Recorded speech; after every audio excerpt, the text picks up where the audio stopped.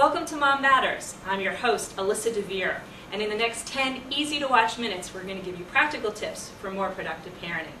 Today's topic is Generation WWW, and we're going to talk all about one of the most popular topics we know in parenthood, which is online internet safety for our children.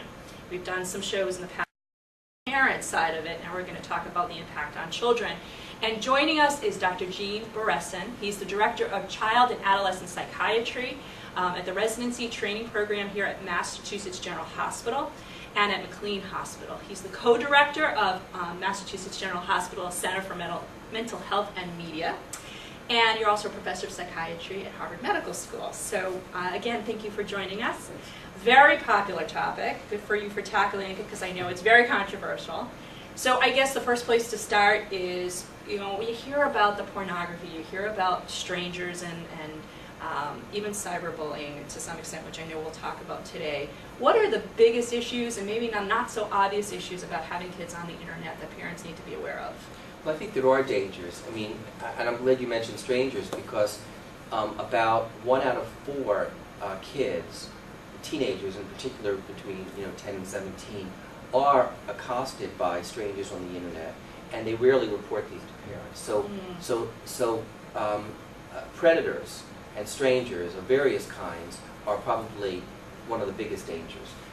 But there are other dangers besides pornography. So, for example, kids can get to sites that can teach them how to get weapons, how to make bombs, how to become anorexic or bulimic, although they really can't unless they have the illness, but they can learn ways of starving themselves or purging, how to cut themselves, how to take drugs safely. There are a lot of there's virtually anything that a kid wants to get onto, they can get to it via the internet. Sure, and I know my 9-year-old is very literate. He can type in search words in Google. He can find whatever it is he's looking for. Right. So let's talk about age appropriateness. Is it appropriate for my 5-year-old to be on it? Sure, yeah. There are computers everywhere. There are 100% in the schools. In over 80% of the homes are computers now. Kids are instructed to use the computers in various ways. And they start early. And there's no harm in starting early.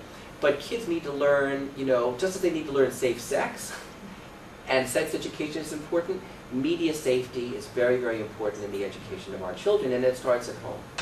Yeah, very much so, I think. So, one of the things I'm always find fascinating is we always look at the dark side of some of these things, the pornography and the strangers, but there are some really good benefits to having your kids on the internet.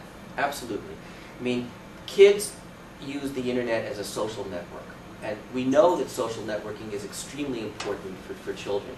Learning how to communicate, learning to discuss ideas and values as they get older, brainstorming, communicating. If they're out of that social network, they're out of the loop.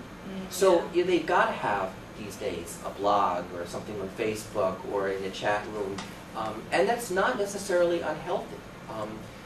So that's an important thing. Intellectually, they learn how to do research. They learn how to look things up.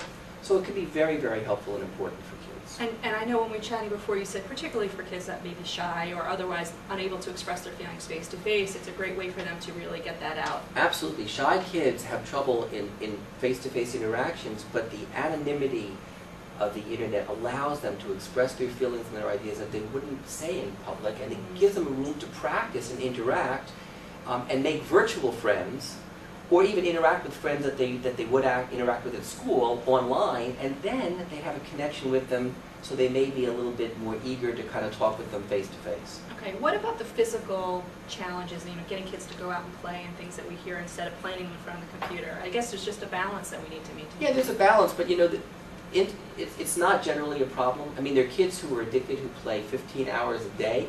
That's a problem. But for most kids, it doesn't stop sports activities. Okay. Good. Well, we're going to take a break because I know that you have some really good guidelines for parents, what to watch for, what they can help their children with, and what's good and not so good for kids to be on the internet. So we're going to be right back. Please Stop the Roller Coaster, How Parents of Teenagers Can Smooth Out the Ride, is a discussion group program designed for parents. In addition to the parents' book, the program can be complemented by secular, Christian, or Jewish leaders' guides. With expert advice Please Stop the Roller Coaster will help parents improve communication with their teens to help them avoid risky behaviors. Learn more and download free excerpts at www.pleasestoptherollercoaster.com. Welcome back to Mom Matters. We're talking about internet safety for our children. So what we talked a little bit about some of the things that are bad on the internet and some of the benefits. So as parents, should we intervene, or how should we ensure our kids are doing the right thing? I think the first and most important thing for parents is to be so-called media literate. They need to know what is out there. There's nothing more important than talking to your kids about what they do on the internet, sitting down with them at the internet, having them show you where the sites they're going to and what they're doing, and kind of making it an interactive part of the relationship. And knowing what a chat room or a blog and these other things, so you don't look like an idiot, right? That's right. Seeing Facebook, seeing what it is, right, is really valuable. So that's number one. Number two, there are ways of blocking sites. There's a site called GetNetWise that parents can go to. There are a number of resources on the net that parents can use to block certain sites for younger children, to monitor how long kids are sitting and what sites they're going to. Now for teenagers, maybe an invasion of privacy. There are also sites that give reviews of movies, video games, internet sites, resources. There are a whole range of them which parents can get online and actually get reviews of other parents and reviews of professionals. The American Academy of Pediatrics has a whole range of internet resources that parents can go to for help and assistance in learning something more about what's out there in the media or on the internet. Okay, great. And I know you brought us a whole list of resources that we'll put in the blog so parents can see those. My sister recently stuck the computer right in her kitchen. It's the center point of her house, and her view was like, not only is it easy for her to do stuff, but when the kids were on, she's young kids, it was a nice way for her to just kind of be aware of what was going on. Is that a good thing, bad thing? I think it's a cool thing. It's a great thing. First of all, she's cool for doing it. So the I'll let her know. The kids will think that she's great. But it will make the computer part of their interactive experience, and she can say, "What's that?" and she can show the kid things, and she can see what's going on. Now the kid also might need to have a private place to do chat rooms or other things.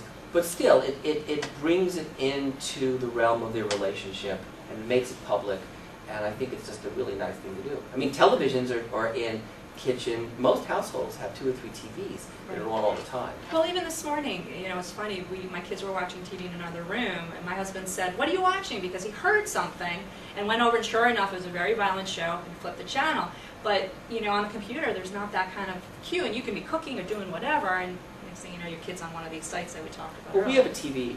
We only have one TV in the house, but we have computers in many rooms, and there's one in the kitchen, and it's really neat. So one of my kids, grown up now, but 21-year-old home from college, he's on YouTube, and he says, "Hey, check this out," and we can watch something together. So it can actually be a source of interaction between parent and child of any age, or even between parents.